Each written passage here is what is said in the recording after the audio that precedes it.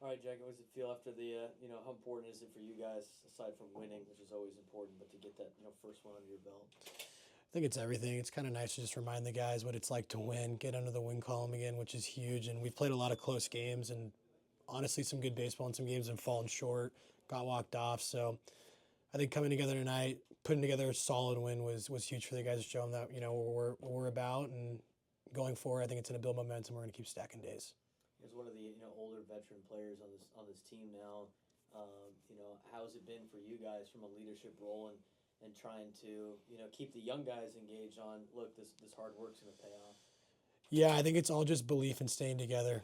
I think we've done a really good job at believing in this thing, and I think we all see it, and we can, kind of see the vision of like, all right, like this team is good. We have a lot of good going on, and we just harp on it every time after every meeting or after the eight previous losses of like we got to stay together, we got to trust in the process. I'm sure 2-5 touched on that. We are really into the process here of like, all right, like it's gonna go our way, and tonight it did, which was awesome. How's the transition been for you from being one of the young players, playing for a group that was really close together, and now being that kind of leadership role, for a lot of these guys with you and Ozzy and Darcy and some of the guys that have been here. What's been the difference for you from being the freshman looking up to now the junior kind of running the show? Yeah, I mean, I can only thank the guys that came before me and the older guys for showing me the ropes and teaching me how to do this thing because it's not easy, and I can't thank them enough. And I love being here every day. I love being the older guy to show the younger guys kind of how we do things, and it's a privilege for sure. And it's honestly easy. These guys are these younger guys, the new guys. They're really good people. So I mean, they're not only they learning from me and some of the stuff that I do, I'm learning from them. So which is really cool. And I just hope at the end of the day that what I tell them, hopefully rubs off and adds to their game. So it's definitely fun to be in the leadership role, and it's a blessing. How much do they lean on you on in terms of just going about Brock's offense and how he runs at bats and you've had 3 years doing it now and the Yeah, group that just left have been doing it for a long time but yeah. to start the season it's you were really leading the way and kind of swinging like San Diego usually does. Yeah. How many of those guys have talked to you about it and how much do you try to just keep them going on those? I mean, I think it's pretty. I mean, if it's not obvious, I mean, just on the maybe not the results, but Rex Watson has bought into San Diego baseball faster than anyone I've ever seen, and it's pretty apparent with the hit by pitch, the quality at bats. It's unbelievable, and he's always picking everyone's brain, and everyone's coming along. I mean, Howie's with 2-5 every single day in the cage, trying to learn, kind of what our philosophy is, and getting into the ground with two strikes and doing all that stuff. So I mean, being an older guy and just preaching like, hey, like we're a gritty offense. We might not, be a super long ball threat team, but we can do everything. We're gonna skill. We're gonna bunt. We're gonna take bags. We're gonna hit singles, doubles, and homers and do all that stuff. But I think at the end of the day, like we need to buy into what 2-5 tells us, and me relaying that to the young guys and us buying in is the biggest thing. And I think that's what we're doing, and that's why we're seeing success with less strikeouts and more results, which is nice. Speaking of super long balls, you had one there in the eighth inning, a 3-run homer. What makes you feel so comfortable hitting here with just the numbers that you've put up at home, especially a lot of power numbers? At a lot of night games where it's tough to hit balls out here. I love hitting that Fowler. I was just saying about being in the box here. It's nice. It feels like home, and it's nice to know that I have a coach over there that trusts me and believes in me. So I mean, that's all I need at the end of the day. Is I mean, it's along with the 37 other guys on my team believing in me in the box. So I mean, hitting at Fowler is a dream. I love hitting here. It's fun, and I like playing at night too. I feel like the ball kind of pops a little more, so it's How, nice. how'd that one feel? It felt good, especially going down early and swinging and missing twice, which was kind of a big step. I feel like for me is just as a player, I felt like I slowed the game down a little bit there. Got into a two strike, my true strike approach, and ended up paying off because I definitely did not try to hit a home run right there. And that's kind of the beauty of baseball is kind of when you're not trying to do stuff is when you usually end up doing it. So yeah. You've got a lot more shifts this year. Does that affect you at all? Or Nah, I know I go to all fields, so I mean they can keep shifting me all they want. So I mean, I'm gonna stay with my approach and my deal, and if they want to, leave a hole open me on the backside, that's where I'm gonna put it. So Cal looked good tonight. Just from a veteran leader perspective, just what he's been able to accomplish with not having a pitch and the journey he's had. From another position of being his peer. How proud are you of Cal for the first 3 starts of the season? Yeah, I mean, not only like just result, like baseball aside, the guy is just an unbelievable human being. He's a leader. This is his first year playing baseball, and he's already a leader. The guys gravitate towards him. He's the biggest team guy on the team. And then yeah, when it comes to being on the field, I mean, he's a dog out there. I mean, he is literally going out there and he's probably throwing 80% fastballs, and he's just, here you go. Here's my best stuff, and go hit it. And he's faced some pretty good lineups and seen success, and I'm just really proud of him to go out there. And he got put in the fire early, and he's responded every single time. And I have nothing but belief in him going out there on Friday nights, and I feel lucky to play behind an arm like that because he's got a special arm. What's the message now to the rest of the team? You got the first one, and now you can kind of shake the monkey off your back and focus. It's just stacking days. It's stacking good days and just consecutively and just kind of building up and up and up. And I think we're going to do that. I think we're going to come tomorrow with a little bit of flair, like we kind of said earlier, like that first win's out of the way. So, now we can kind of know what it feels like, know what it's like to win, and, know we can win. And, yeah, just keep stacking days. That's the biggest thing. Stay with the process. All right, Cal, since we haven't talked to you in your 3 starts, how you feeling on the mound? Haven't pitched in a long time, and 3 Friday night starts in D1 baseball. How you feeling? Feel pretty good. I feel like every time I go out there, I'm learning a lot more each time. Obviously, it's been a long time since I've pitched, so just getting out there, getting those outings, and gaining experience is really good. It's really good for me. I know it's been a couple of weeks, but what was that first night like?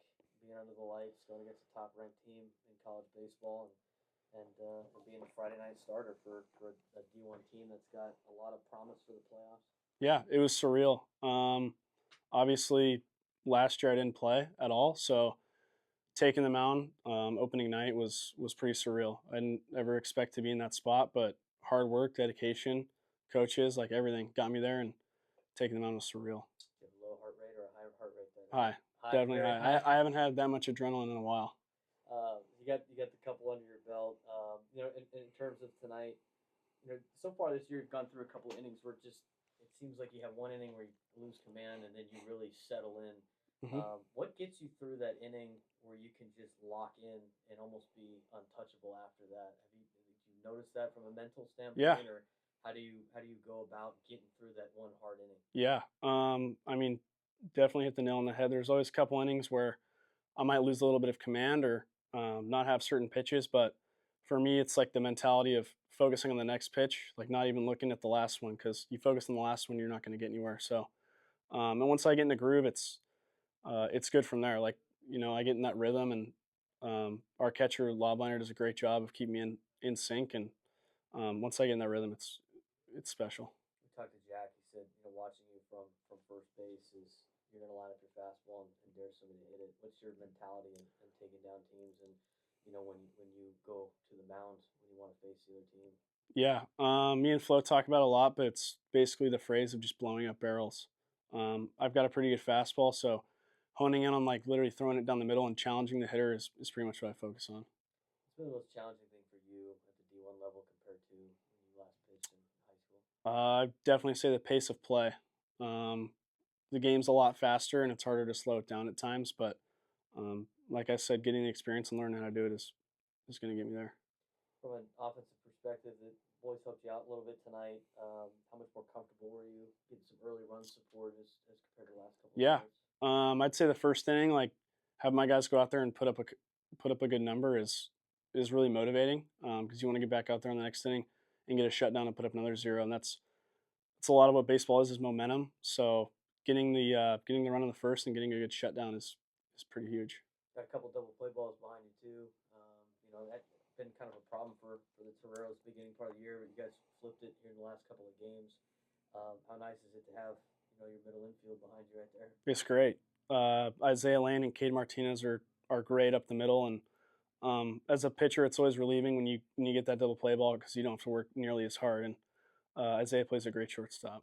Into the 5th inning, Flo came out to talk to you, and Ozzie was warming up. What did he tell you? Basically said to just go after this guy, and this team is known to scale and bunt and do stuff like that. So he just said, be on your toes and go attack. Got out of the inning. Austin came in. What did you say about the way Austin bounced back tonight after being on the mound again. Obviously, a two-way guy, so he's got to do a lot. But what can you say about the way he kind of finished the game for you there? Yeah, it was special.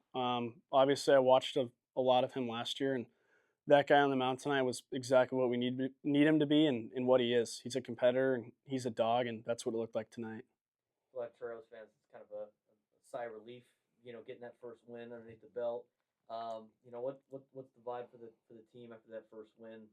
Knowing that the hard work paid off to at least get one in the column, even though Yeah. it's not enough for you guys yet. Yeah, I mean, it was definitely a huge weight lifted off the shoulders. I mean, you go 0-8, and every game is a battle, and it's pretty hard to win college baseball games. So I would say the vibes and the team are great, and right now we're focusing on winning a series.